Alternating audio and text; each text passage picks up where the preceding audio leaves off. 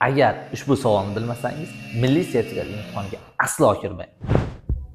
Hazır. Lekin buni bilishingiz kerak. Demak, savolimiz quyidagicha: bizda reaksiya berilgan, hosil bo'lgan noma'lum modda, ya'ni alkanni topishimiz kerak. Demak, biz boshlaylik. Ushbu reaksiyamizda hosil bo'lgan noma'lum alkanni toping degan savol berilgan. Biz birinchi bo'lib ushbu reaksiyada hosil bo'lgan suvligini bilib olamiz.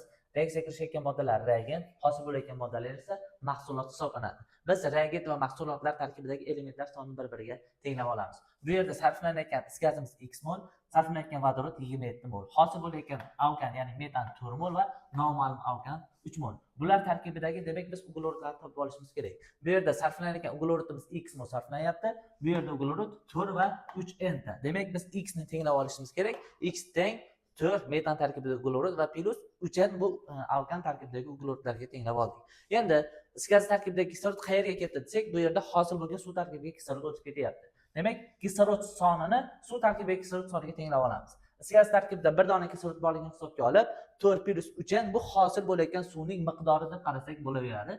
Endi bu yerda reaksiyaga kirishayotgan moddalar tarkibidagi vodorodlar soni reaksiya natijasida hosil bo'layotgan mahsulotlar tarkibidagi vodorod soniga teng bo'ladi.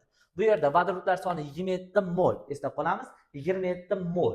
Endi buni atom soniga oladigan bo'lsak, vodorodlar soni 54 ta. Demak, hosil bo'layotgan moddalar tarkibidagi vodorod soni ham 54 taga teng bo'lishi kerak. Bu yerda 4 kara 4 metan tarkibida 16 ta vodorod plus 6n plus 6 qayerdan keldi? 3 mol noma'lum alkan, ya'ni 3 ko'paytirilgan 2n 6n plus 3 kara 2 6 plus 4 plus 3 mol suv hosil bo'layotgan edi.